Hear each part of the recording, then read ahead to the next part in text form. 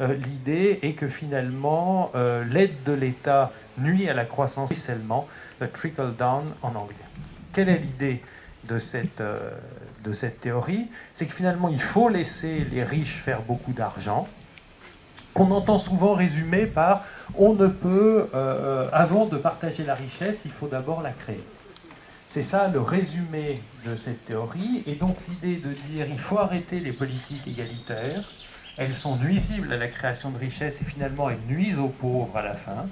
Il faut au contraire libérer les riches de leur capacité de création de richesse, et puis l'argent va ruisseler des plus riches vers les plus pauvres. Le ruissellement ne fonctionne pas. C'est-à-dire qu'en réalité, les inégalités, au lieu d'avoir une phase de création énorme de richesse, puis un ruissellement et ensuite un resserrement, la phase de resserrement n'apparaît pas, et en fait, les accroissements d'inégalités continuent et elles deviennent de plus en plus béantes. Et dans l'indice Gini, c'est un indice qui mesure les inégalités au sein d'une société, c'est-à-dire la répartition des revenus. Et quand on applique, on calcule l'indicateur Gini sur un pays comme la Chine s'enrichit énormément, mais de 1980 à 2013, qui est la phase que les économistes observaient, on voit que le Gini croît, c'est-à-dire que les inégalités croissent. Et donc, on arrive en 2007-2008 avec ces inégalités qui ont été croissantes, et tout d'un coup, la grande crise qui se produit. En gros, la création de monnaie a été déléguée massivement aux banques, c'est-à-dire les banques centrales.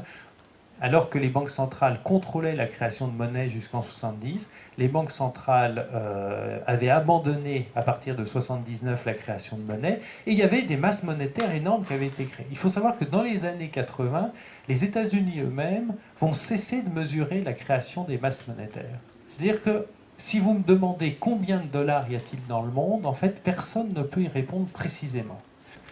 La monnaie, c'est une dette. C'est-à-dire que quand on dit il faut réduire les dettes, c'est réduire la masse monétaire.